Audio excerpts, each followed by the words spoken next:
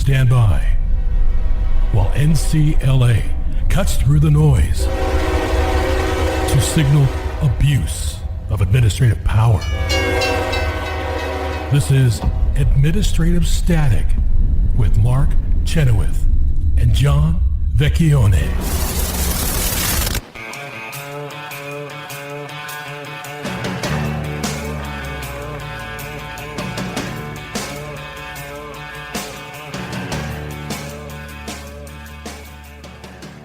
Welcome to Administrative Static. Mark Chenoweth here with John Vecchione, as always. And today we have a very special guest. I think for the first time on Administrative Static, we have the founder of the New Civil Liberties Alliance, Philip Hamburger. Professor Hamburger, welcome to Administrative Static. It's great to have you here. Great to be here. Thanks so much. Well, since I think we haven't had a chance to talk with you very much before, so we're what, a couple hundred episodes in here, John, or something like that. But we haven't really ever spent time talking about what led you to found the New Civil Liberties Alliance. Right. It seems so long ago, and yet it's only about 5 or 6 years ago, isn't it? Well, I had begun thinking about administrative power, having written about it, and was frustrated that the judges didn't instantly agree with me. That was part of it. It wasn't quite that naive, though. Partly it was a matter of disappointment, actually. I saw there was a lot of litigation over administrative power, but much of it was framed in ways that worried me. Too often, cases were brought to defend particular industries. So one might say, coal is suffering, rally around coal, and then millions of dollars would be spent defending coal, unsuccessfully creating a precedent against us, and not really moving the ball very much for anybody else. And so I thought there was a myopic focus on particular industries and regulations as opposed to the types of power. The crisis of the moment. Yeah, that's right. And also with that came a worrisome control over litigation by donors. Frankly, litigation has to be in response to a strategic plan, not in response to money. So it seemed to me important that there be a new organization to deal with these issues in a strategic way. So too much of the litigation you were seeing was defensive rather than offensive? Yes, defensive, and defending things and offering defense where there was money to support it, and not where one might have made a better defense for everybody, but there wasn't money. And so it seemed to me we needed a new mode of civil rights litigation and a movement against administrative power, which I'm so glad to see we now have. For one thing, we can't think of it simply as a matter of separation of powers, but really as a civil rights problem, as a threat to civil liberties, because that's what actually motivates us and judges to reconsider it, and then also have an organization that thinks about strategically, how do you take down a type of power, what's the best opportunity, and where does that lead you in the next case, and so forth. And also when industry does it, they might make the argument that they don't have administrative power when it's hurting them, but then they'll be all for it when it's helping them, right? That's right. And many industries are not entirely against it, are they? If you can punish your competitors, maybe not such a bad thing, they might think. Raise the cost of entry for exactly. New competitors too. And so I actually think we've suffered for actually 100 years because industry has been the driver in opposition to administrative power, and they're not really opposed to it. In fact, depending on the scale of the industry, the very large industries are actually in bed with the agencies. Yeah, they're accommodationist at best. Right. So that didn't seem satisfactory. In any case, it turned out to be fun and successful. So thank you for everyone involved. Well, what has surprised you the most in the last 5.5 years since we got started? I've said before on this program, or John's heard me say, I wouldn't have dreamed when I came aboard that we would be fighting against nationwide eviction moratorium or vaccine mandates or some of these really outrageous exercises of administrative power. Right. As Lenin said, it's got to get worse before it gets better. And I'm sorry to say the administrative state has served that up. It's worrisome. At the same time, it also mobilizes people. No one, I think, before 2000 was really concerned about the administrative power because it didn't affect individuals. We now have had a series of administrations that bring administrative power to bear on individuals. So now people get it. It actually hurts people, and people feel it themselves. So are the best educators of the agencies themselves, oddly enough. What was the pandemic helpful in that respect, or at least the response to it, the lockdowns? Is there a silver lining there that it woke people up to the extent of administrative power? I hope I don't want to praise the COVID regulations. On the other hand, it did make many people very much more aware. One of our litigators obviously was turned by the COVID regulations and even joined us precisely for that reason. Yes, it is getting very worrisome. And I think actually that's going to affect the Supreme Court. I think the court now sees the danger of power that is so controlled under presidential administration, as Justice Kagan calls it, that vast changes in policy can occur with elections. That gives us a heightened and I think very presidential elections, yes, not congressional. You're exactly right, and non-representative, and therefore. So there's too much anxiety rests in presidential elections, and therefore it's a source of conflict. And I can imagine many justices are worried both about the political conflict and the sort of lawless impression given when a president can switch things back and forth with a single stroke of the pen. Absolutely. Well, is there a trend that you see? What's working to push back against administrative power? Well, well, first, as I discussed, the power itself, I think, educates people about how awful it is. I do think litigation, as we've seen here at the NCLA, can be very effective both to educate and to get changes in decisions. And I guess I've been just troubled that we haven't seen enough change yet on delegation and on Chevron. On the other hand, these issues are now on the table, and I think that's half the battle. So I really do think we're halfway there now, just in 5 years of litigating. We've got the Supreme Court reconsidering the foundations of the administrative state. And with the Jarkissi case, there's a possibility that they'll reconsider the adjudicatory side too. In which case, I think we've seen enormous progress, even though we don't have a coroner's certificate on the administrative state yet and a decision saying it's all unconstitutional. We're not going to quite get it that way, obviously. We are seeing major components now being open for discussion in a way that just wasn't true 5 years ago. So that's wonderful.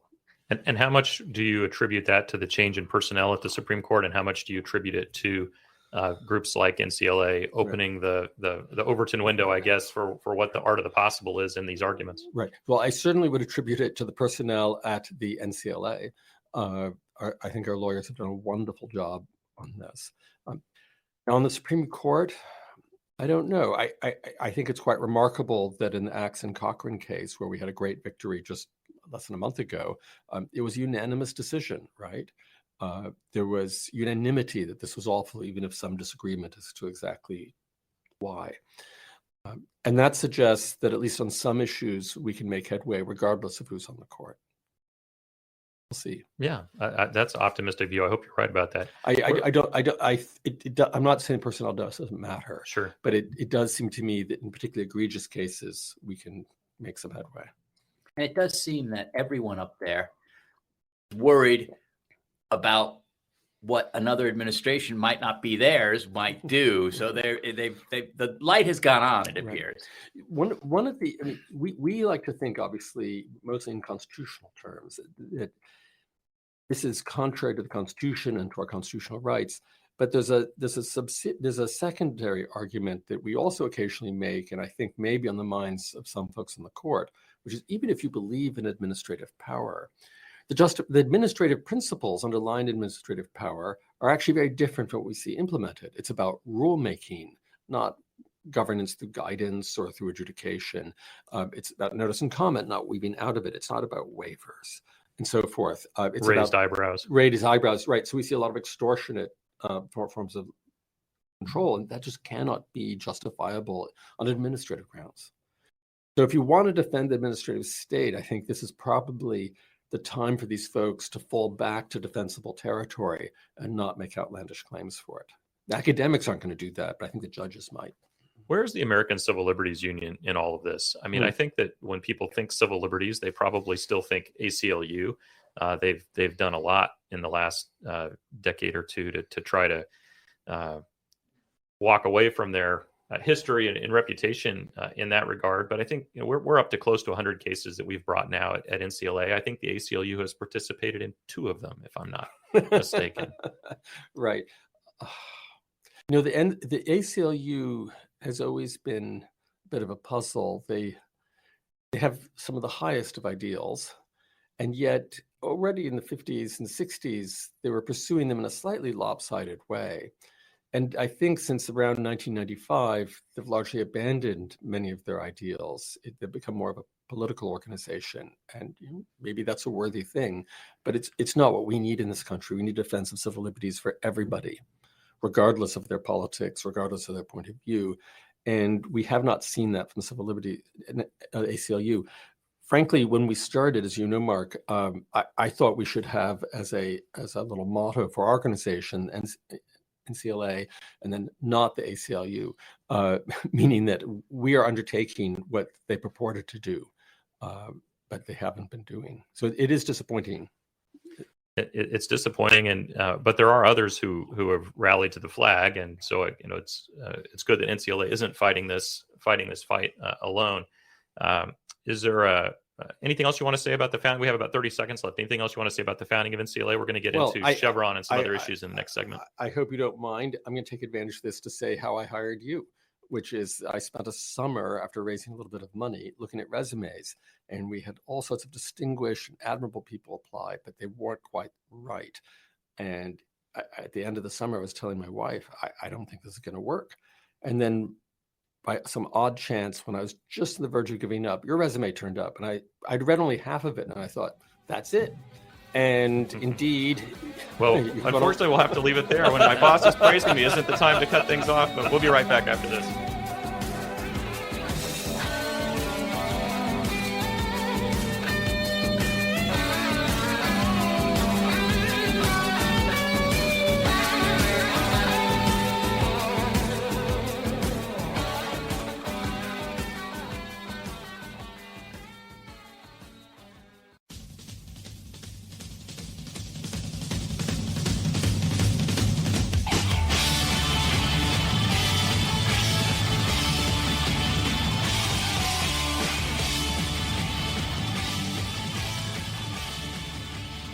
Welcome back to Administrative Static. John Vecchione and I are here with Philip Hamburger, the founder and CEO of the new Civil Liberties Alliance.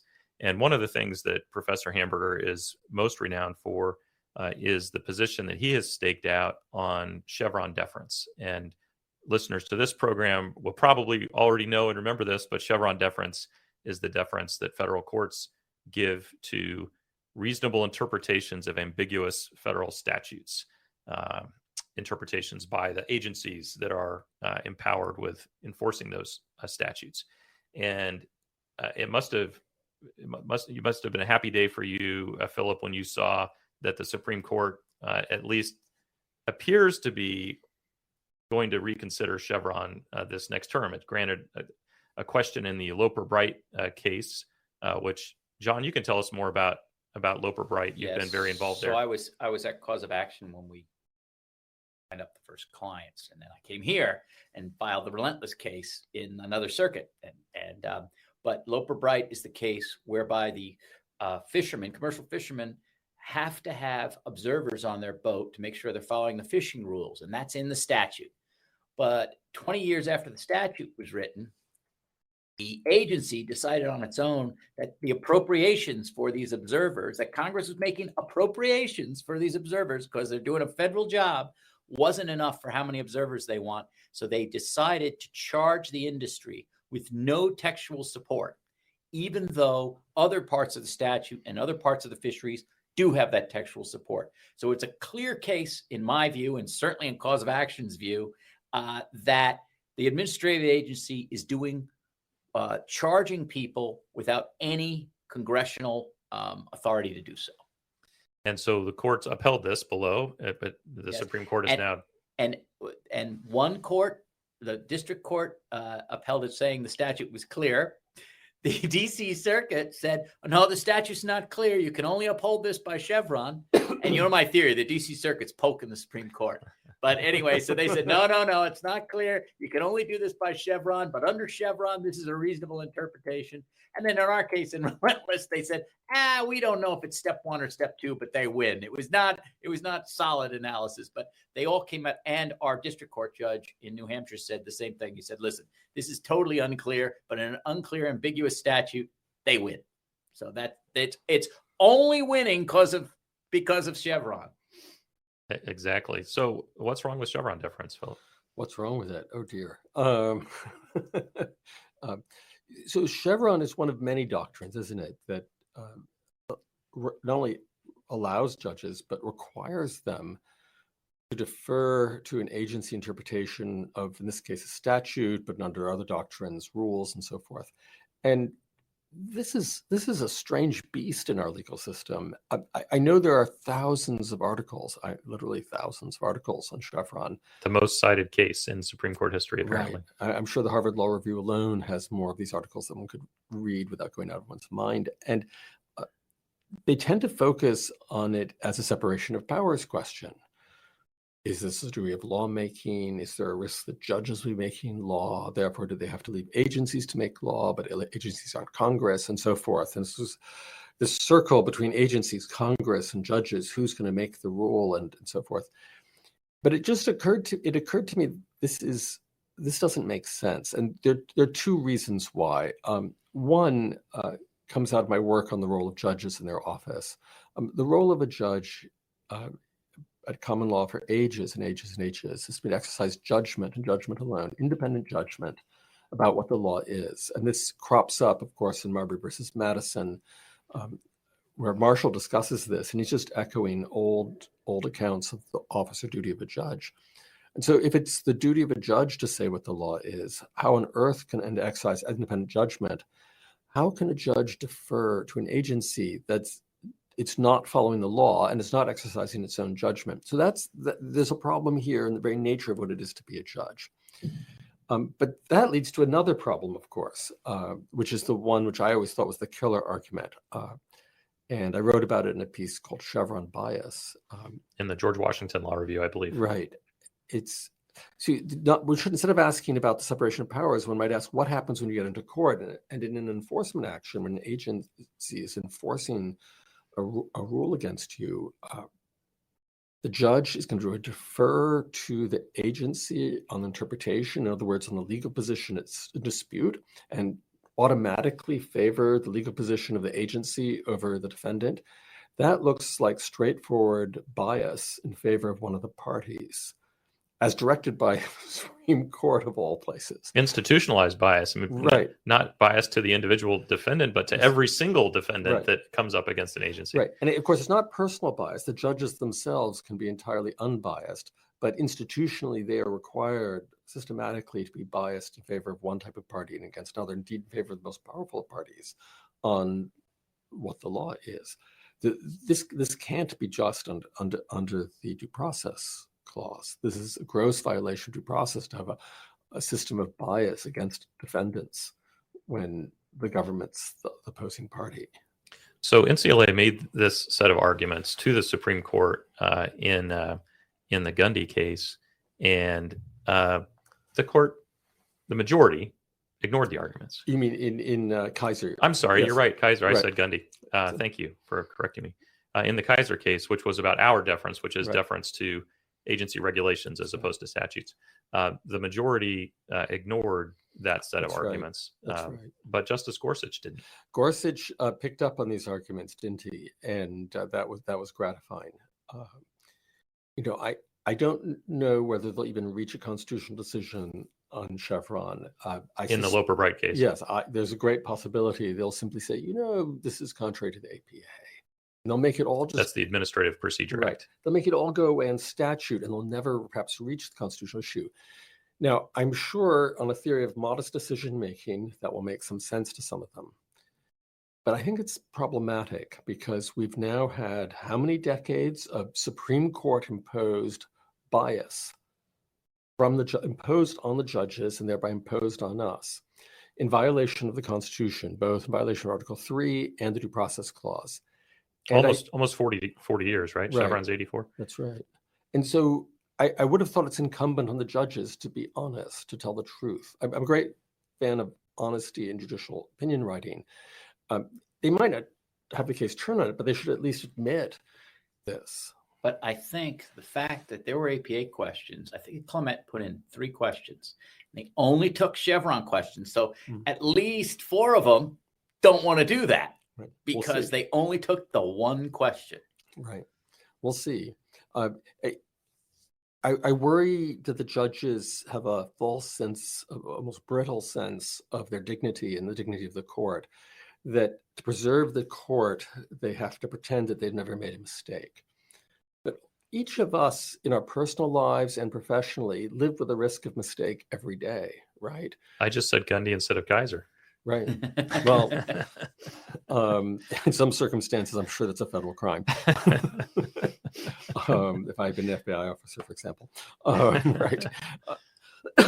But so we all live with personal responsibility, and what we're expected to do is not to run for this. No one respects someone who's that brittle. You say, yeah, that's a mistake. I'm sorry. Let's fix it and move on. Now, I don't know how they can fix this. They've done a lot of damage, but they can begin to fix the problem by just admitting that was a mistake. It's our mistake. It violates due process. And we're going to try not to do that again. They could even say no one's ever raised these, no party has ever raised these arguments before, because Justice Kagan made an interesting move in the majority decision. They almost, but didn't quite completely ignore it, because they mentioned the argument just to say, oh, well, this was made as like the last argument and barely touched on. And so then I'm not sure exactly why that absolves the court from dealing with it, but they sort of gave the back of the hand to it. But it's creeping in. Yes, I like that. That would give them an excuse. But I'm just sorry that they feel they need an excuse. I agree with that. They ought to be able to come up with. They should be adults. Yeah, they could do this themselves. But I do think that Paul Clement will make the argument. Certainly, anything that NCLA produces in this case, he'll do will make his. The argument. I would rather live in a society that has this rule than that rule. You've seen him argue before, John.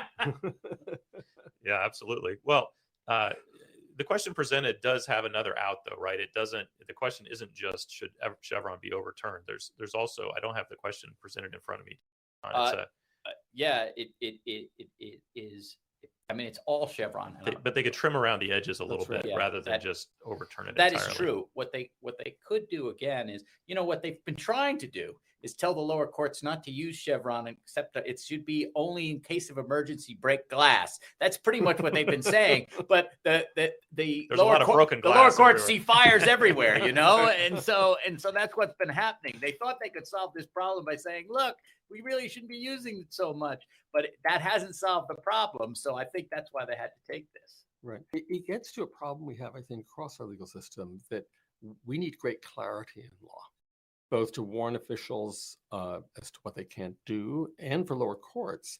And so we're this. And to avoid the cut of the law if you're having somebody who has to obey it. That's right. And we have lower courts now, if they're sophisticated, they'll know, well, you don't actually rely on Chevron. You dance around, oh, this is not an ambiguous statute. And then we have unsophisticated circuits and courts that say, oh, yeah, we're following Chevron. This is a terrible way to have uniformity in the legal system. It is a terrible way to have it, but I do wonder if the Supreme Court is a little bit unaware of what's going on in the lower courts, because even Justice Gorsuch said in a recent opinion that Chevron's hardly even used anymore. Well, and all the amicus piled on him like it was a Tom and Jerry cartoon, and he got into the dog pound because the people took that task. Yeah, right, for sure. My hope is that they've spent a decade now saying, Chevron's going to disappear. We're not relying on it. Ready or not, here we come. And now, after a decade, they're ready to just get rid of it. I hope you're right. Thank you for joining us, Professor Hamburger. It's been a treat. Thank you.